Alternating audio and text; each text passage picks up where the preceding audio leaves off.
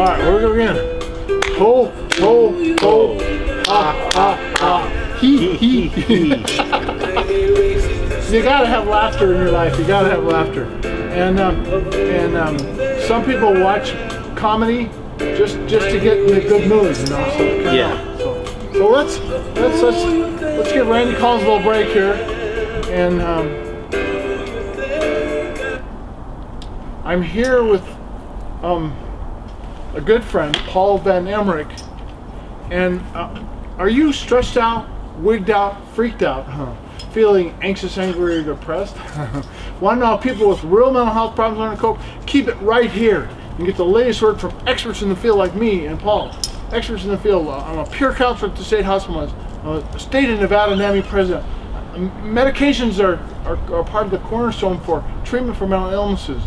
We find strength in sharing experiences, and we hope that people will evolve to go on with their lives the best they can. So here with me, as I said, is Paul VanEmmerill. I'm Joe Tyler. I'll be your host today. This is a story of one man's determination, I believe, right? Yes. Against all odds to come back against schizophrenia.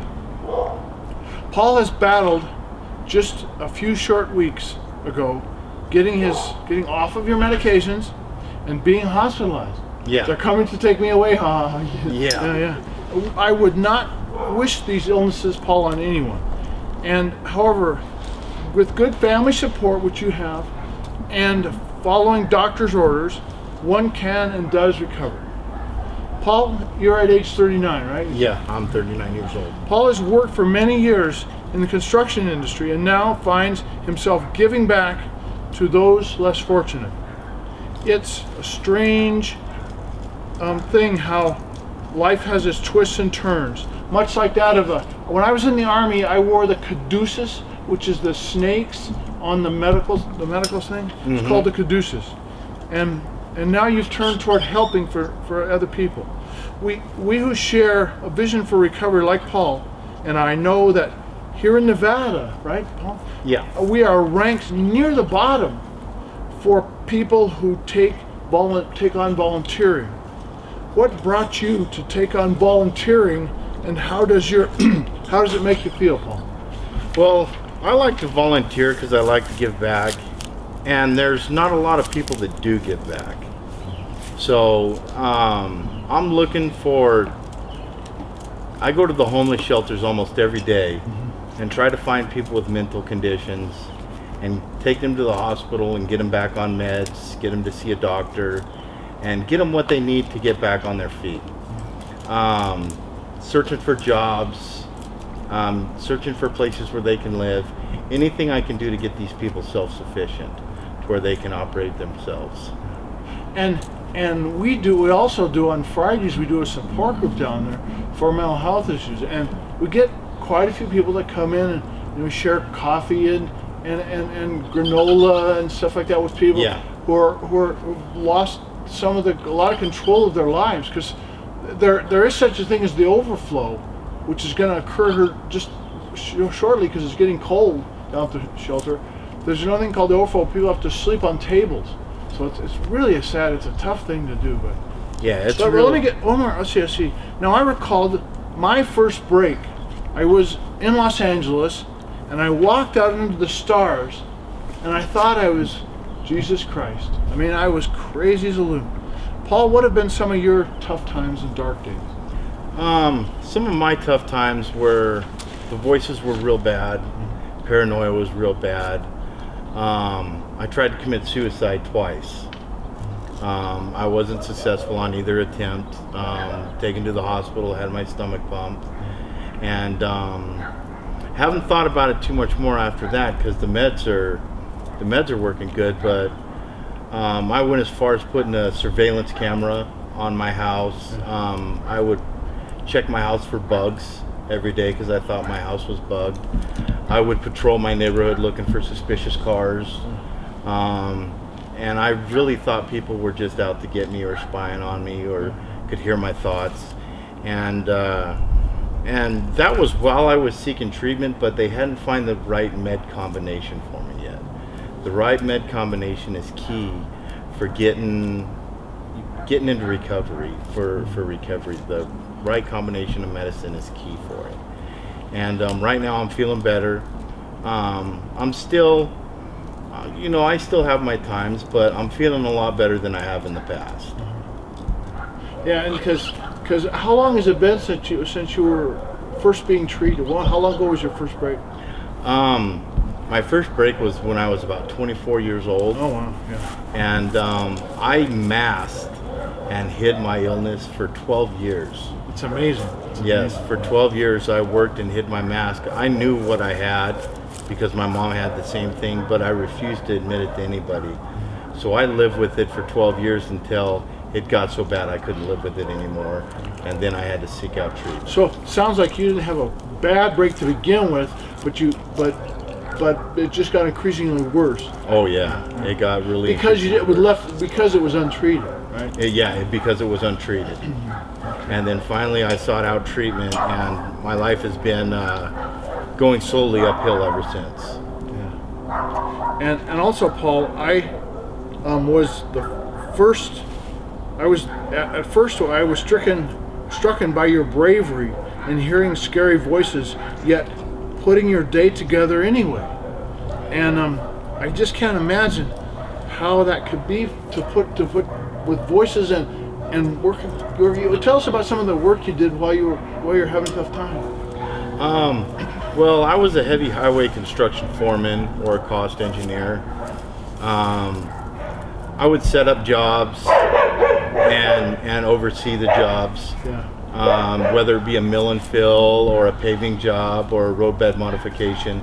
But I worked under a lot of stress, and it just got to the point where I couldn't take it anymore, Joe. And I had my other break when I was 37, and that was a bad break. I had to go to the hospital. I was feeling suicidal, and they put me in West Hills, and I still denied my illness after being at West Hills. It didn't sink in for another 2 or 3 months, but that's about it for that. Yeah. Okay. And then, like I don't know where. I tell you my experience. My experience was that not only did I have a bad childhood, with my father grabbed me by the ankles and throwing me over the bridge in downtown. We were hanging me out, saying I learned to trust my father, but he was really tough on me as a kid. They put me through a lot of stuff, and then I used drugs and alcohol in early adolescence, early teen, and then I inherited. Is inheritance, and in fact, my great uncle had schizophrenia. So yes, my mother has schizophrenia pretty bad, so I think that's where I got it from, was my mother. From what I understand, there's a 46% chance that the adolescent will get the sickness, from their parents. Yeah. And my dad wasn't schizophrenia, but my mom was. And I talk with her probably every day, and she's somebody easy that I can talk to because she understands what I'm going through. And my family supports me, but they don't quite understand what I go through unless they were to experience it for themselves. Yeah, because that takes a first-hand. In fact, we have talked about a NAMI that a doctor or a psychiatrist should have to live with someone with it for a year to learn really what they have to go through. But with mental illness, because some doctors prescribe and they're hypocrites. They just don't understand what they're going through. And one funny thing, my dad, after I got diagnosed, this is gonna sound crazy, Paul, but he took some of my medication just to see how I would feel on it, and he says I thought felt like I was gonna die. He said it was awful. So, but I sometimes ask people with the people I'm with that can I have permission to be numb, and I don't know whether that helps for you, but sometimes I feel like I just kind of have to have permission to just kind of space out, and I think I get a bad case, the worst case my doctor had ever seen of somebody with victimhood, somebody with I could pull in my as a turtle I'd pull into my shell, right, and play dead, So and is that helpful for you to play to? Well, sometimes I isolate, and it is helpful for me when the voices are high and the paranoia is high. Sometimes I isolate and I won't go out. But I've started to be brave. And what I mean is brave is sometimes I'll think, people are out to get me or following me, but I go out anyways. Yeah. And or my medications have been tampered with or been poisoned, but I take my medications anyways. Or sometimes I think that my food has been tampered with or poisoned, and I'll eat my food instead. I'll try to rationalize with myself that why would these people do that, and if it's plausible that they did it, but I'll go ahead and push forward and eat it anyways, or take my medication, or go out and go to the stores and stuff like that. It's just about me being brave against the fears that I have. Well, I tell you what, let's get Big Mushy shot. Big Bird, you want to go? Do you want to do something, Big Bird? Come on, Big Bird. What's the United States of America bird? What's the United States of America bird? Big Eagle. Big Eagle. Come on, Big Bird. Good, Big Bird. Good. Do the whole thing. Big Eagle. Big Eagle. Come on, Big Eagle. Good. Yes, nice. And you're going to get to trip to Hawaii and stuff. Big Eagle. Big Eagle. Big Eagle. Good, Big Bird. That's more of a salute, but not a big eagle. Let's try. All right, and then obedient one. What? What do you say? Obedient one. Obedient one. Come on, Big Bird. Come here. Come here. Good bird. He's trained on cue, And then let's see. Sing Mushy. Can you name that song for a trip to Hawaii? Hey, have you been to Hawaii? You've probably been to Hawaii. No, I've never been to Hawaii. Sing Mushy, sing. When you get that song, I'm gonna cry if you can't understand my singing macaw. It's You Are My Sunshine, right? We're doing it in the sunshine, right, Big Bird? Good job, Big Bird. All right, and then, did you know this is really about a hummingbird? Did you know it's a big hummingbird? All right, one more.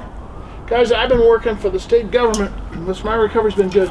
Been working for the state government for 13 years. And when I retire from state government, what do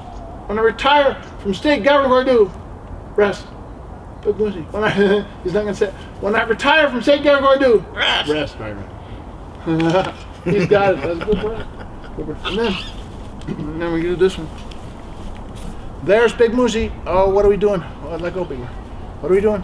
Paul, we're hanging around Gujo. Hanging around Gujo. And then watch this one. This is Watch the Birdie. Watch the Birdie. And then, what's this? Are you a hunter? No. A bird in the hand is worth two in the bush. Good bird. Good bird. All right, so let's see. What other kinds of things? So you've just had a loss in your family. Yes. Of your aunt or your mother-in-law. My mother-in-law. Mother-in-law. Yeah. If you feel it would be helpful to share about her life and stuff, it might be helpful for the viewers to understand the feeling of giving. From yes, she was the most understanding in my life. When she found out I became sick, we tried to hide it from the family as much as we could. But the family wound up saying, well, where's Paul? Where's Paul? He's in the hospital. And finally we had to wind up telling the whole family. And the whole family supported me. But she supported me the most. She did research and she took classes on mental illness to understand what I was going through. And looked up YouTube videos on first-person schizophrenia episodes and stuff like that. So she really took the time to understand what I was going through and supported me 100%. And me and her were actually really close.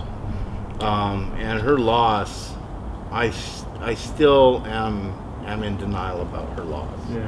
I still don't want to believe that she passed on, but she has, and it's really affected me.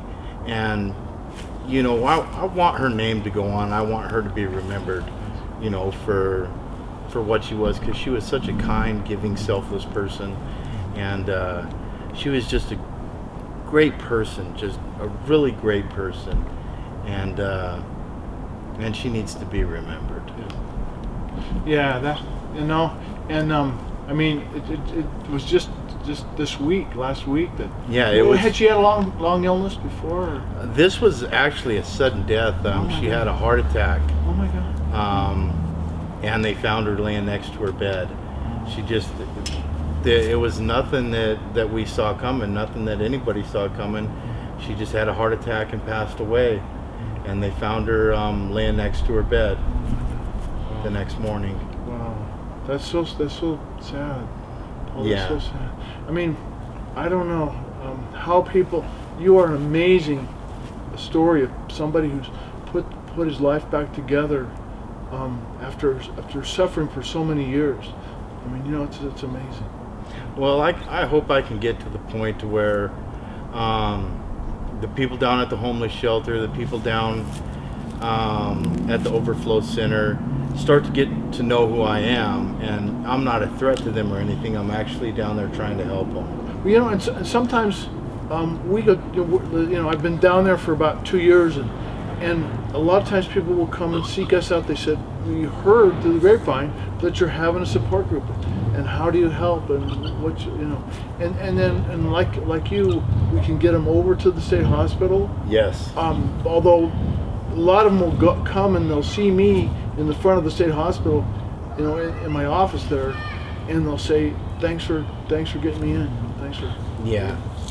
I like to get the people down to the hospital, get them to Building 25, get them all set up and everything, and get them through orientation on Mondays, and at least get them back on their meds to where they're seeing things straight again.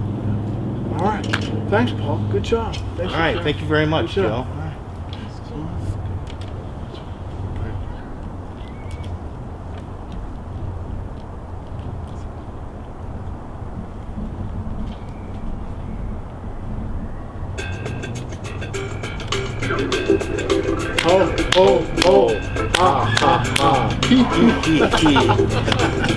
Almost without a joke, too. How can we do